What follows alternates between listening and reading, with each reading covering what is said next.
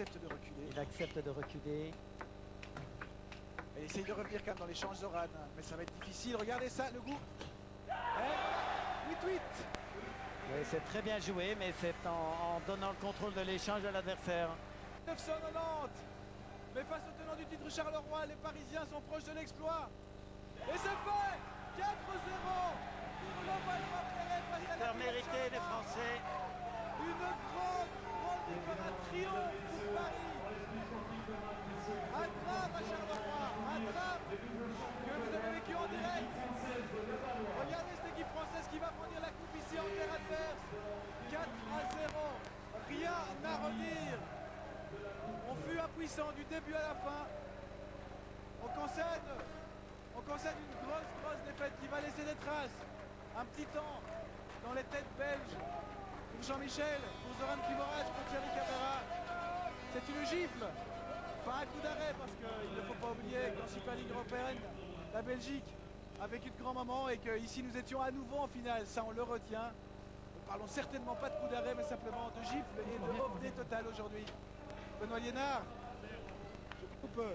Et pour le Valois-Perret et les Brandis, c'est un triomphe pour le tennis de table français. Et Jacques Secrétin peut s'en emparer avec délectation. Bravo le Valois, bravo la France, bravo Paris. Vous êtes champion d'Europe 1995. Vous succédez donc à Charleroi, la Villette, championne d'Europe, elle en 90 faire en matière de gaspillage. Regardez ça. Ça part dans tous les sens.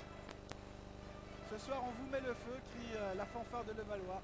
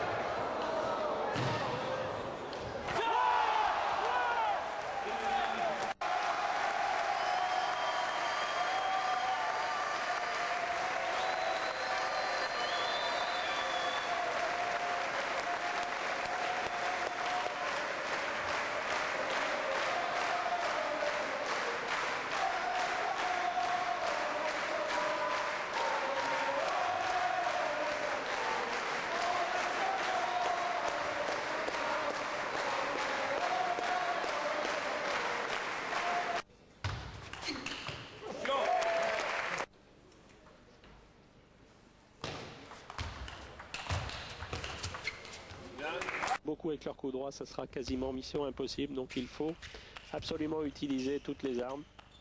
Et maintenant, oui, c'est super. Parce que les Christophe général ont décliné l'invitation au top 12 européen qui a lieu ce week-end. Ça a fait un petit peu ça a fait beaucoup de vagues même au niveau de l'Union européenne, mais il a le secret.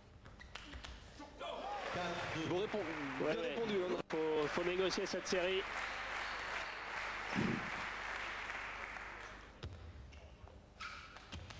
Oui, fantastique ce que vient de faire.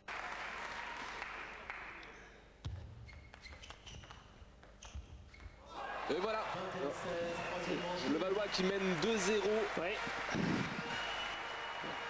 Ah, ça fait du bien par rapport à... C'est bien pour Christophe, je le répète, à 5 jours du top 12, à 3 semaines des championnats du monde. C'est vrai qu'au niveau du capital confiance, c'est quelque chose d'assez extraordinaire et d'assez positif. Ce match aura au moins servi à ça. On se retrouve tout de suite. Mal la partie, il est très difficile de rattraper les points perdus. Surtout sur son service en plus. C'est vrai que Christophe a une telle domination là, un échange extraordinaire là. Oh là là là là. C'est incroyable, oui. Incroyable. Extraordinaire ce qu'ont fait les deux hommes. Ah, le plus beau point de la soirée, une défense impressionnante. Ouais, Kim Sung-hui installé à la table, tout en réflexe. On le voit, il contrôle. Christophe qui dégage toujours autant de puissance et qui finit par s'abattre. Et Wallner et Kim Sung-hui, qui n'est pas une mince performance. Allez, voilà, c'est fait. C'est fait. Le Valois gagne contre Kalmar sur le score de 3-2. Oui, avec un grand Christophe Legout qui sera l'homme de la soirée, battre Jan-Ove Wallner, plus derrière aligné Kim Sung-hui qui est quand même pas le premier venu.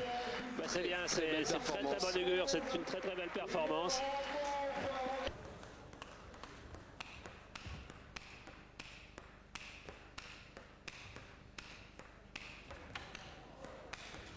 Ouais, là c'était évident avec ce pivot très loin. Schlager qui ne bouge plus trop. Enfin, il essaie quand même, mais c'est vrai qu'à 17-4.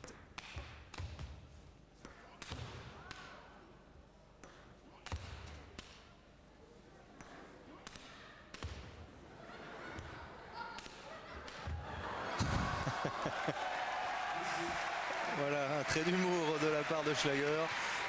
Il a vu que une finale, et voilà, cette fois-ci c'est pas chambreur, c'est la plaisanterie. Et voilà, c'est terminé entre Christophe Legout et Werner Schlager. Battre Schlager, quelles que soient les circonstances, c'est toujours une bonne performance. Legout qui apporte 2 points à le Valois qui s'impose 3 points à 1 avec donc les victoires de Legout, de Gatien et puis la défaite en 3-7 de Patrick Schilla face à Werner Schlager. C'en est terminé pour la Ligue des Champions 2000-2001 de Levallois. On espère que le club de Haute-Seine pourra y être présent encore une fois la saison prochaine. Pour cela, il faudra se battre en barrage. En ce qui concerne Niederösterreich, l'aventure n'est pas totalement terminée. L'année dernière, le club autrichien s'est incliné face aux Allemands de Düsseldorf en finale. Il faudra cette année essayer de faire mieux pour eux, pour Kanli, pour Schlager, pour Lengerhoff et peut-être Karli Indrak, et tout dépend de la forme de chacun. Toujours est-il, ce sera difficile car les favoris ce seront les Belges du Royal Village Charleroi, Samsonov, Primorac et Jean-Michel Sèvres notamment, qui sont des sacrés morceaux. Une finale bien sûr que vous pourrez suivre sur Eurosport. Ce sera donc dans un peu plus d'1 mois. Et une finale qui nous promet un sacré niveau de jeu pour savoir qui va succéder à Düsseldorf, Niederösterreich ou Charleroi. Voilà, merci de nous avoir suivis et à bientôt.